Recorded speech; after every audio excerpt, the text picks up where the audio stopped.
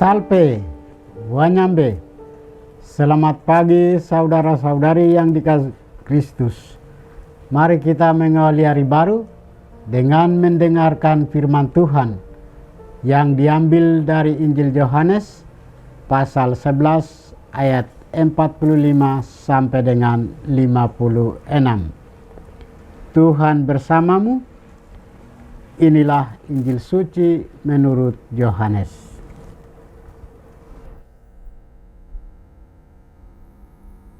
Banyak di antara orang-orang Yahudi yang datang melawat Maria dan yang menyaksikan sendiri apa yang telah dibuat Yesus percaya kepadanya. Namun beberapa di antara mereka pergi kepada orang-orang Farisi dan menceritakan kepada mereka apa yang telah dibuat Yesus. Lalu imam-imam kepala dan orang-orang Farisi memanggil mahkamah agama untuk berkumpul, dan mereka berkata, "Apa yang harus kita lakukan? Sebab orang itu membuat banyak mujizat. Apalagi kita biarkan dia, semua orang akan percaya kepadanya, dan orang-orang Roma akan datang dan merampas tempat suci kita serta bangsa kita."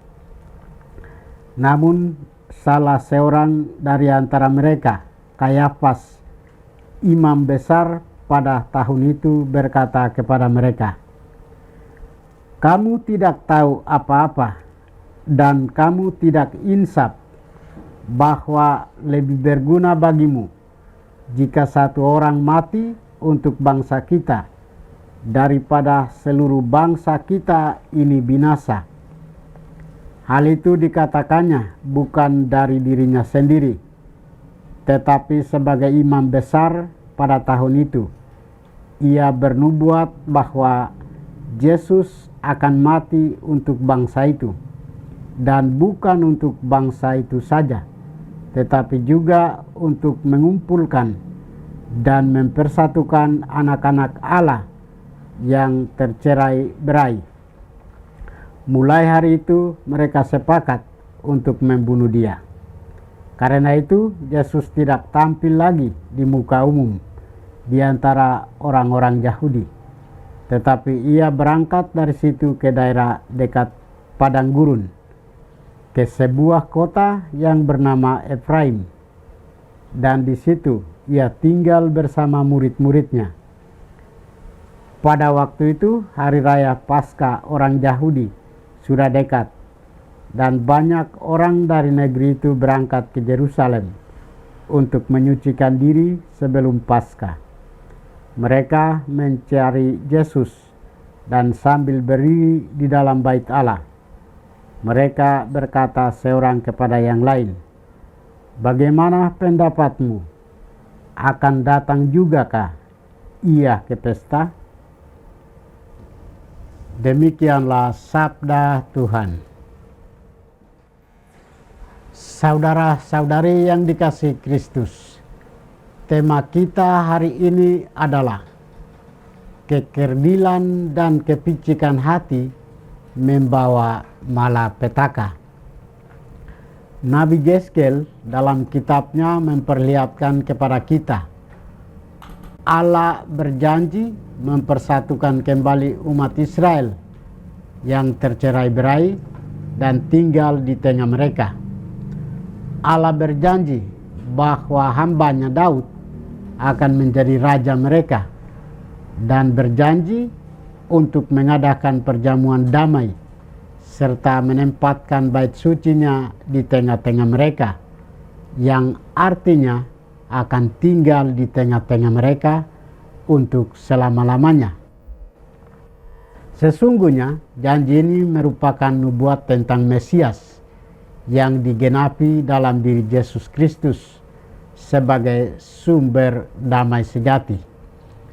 Dalam Injil hari ini, Yesus membangkitkan Lazarus, namun mujizat ini justru memecah respon orang. Ada yang percaya, ada yang menolak.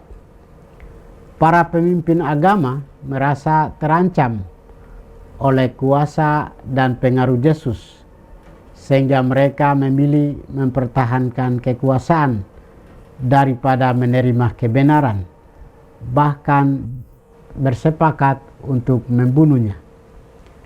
Kayafas tanpa sadar menubuatkan rencana keselamatan Allah, bahwa satu orang mati untuk menyelamatkan banyak orang. Dengan demikian, rencana Allah tetap berjalan. Yesus datang untuk mempersatukan dan menyelamatkan umat manusia, meskipun ditolak. Saudara-saudari terkasih, bagaimana dengan kita?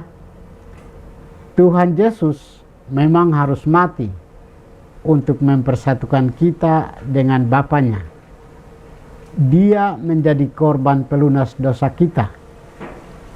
Berkat pengorbanan Yesus, kita harus hidup dalam kebenaran dan berkenan kepadanya. Kita yang menjadi pengikutnya diajak untuk melanjutkan dan memperjuangkan karya-karya penyelamatan yang dia wariskan. Kita melanjutkannya dengan memancarkan kebenaran, kejujuran, kebaikan, kedamaian, dan keadilan dalam hidup kita. Yesus mengajarkan kita sikap rendah hati, menumbuhkan sikap cinta kasih, kedamaian, dan mengembangkan kebenaran sejati. Walau kita akan terus menghadapi ketegangan antara dunia dan iman, namun seperti Yesus, kita harus tetap melangkah sesuai dengan kehendak Bapanya. Rencana Allah tidak bisa digagalkan oleh konspirasi manusia. Allah kita adalah Allah berdaulat. Dia bisa memakai niat jahat dari manusia untuk mendatangkan kebaikan bagi umatnya. Tuhan memberkati kita. Marilah kita berdoa. Tuhan, pagi ini kami kembali naikkan puji dan syukur kepadamu. Terima kasih karena Engkau sudah menjaga kami saat kami tidur maupun bangun. Terima kasih untuk udara sejuk dan segar pagi ini. Kami mohon, bukalah mata hati kami, agar kami mampu memandang kemurahan dan karya-Mu. Rahmatilah kami dengan kuasa Roh-Mu, agar kami mampu untuk bertobat dan memuji serta memuliakan-Mu melalui pekerjaan dan pelayanan kami hari ini. Kristus terang dunia, berkatilah keluarga kami. Jadikanlah kami alat kasih-Mu dan pantaskanlah kami menjadi hamba-Mu yang setia. Demi Kristus Tuhan dan pengantara kami. Tuhan bersamamu. Semoga kita sekalian, orang-orang yang kita kasih dan doakan, seluruh aktivitas kita hari ini dibimbing, dilindungi, dan diberkati oleh berkat Allah yang Maha Kuasa, Bapa dan Putra dan Roh Kudus.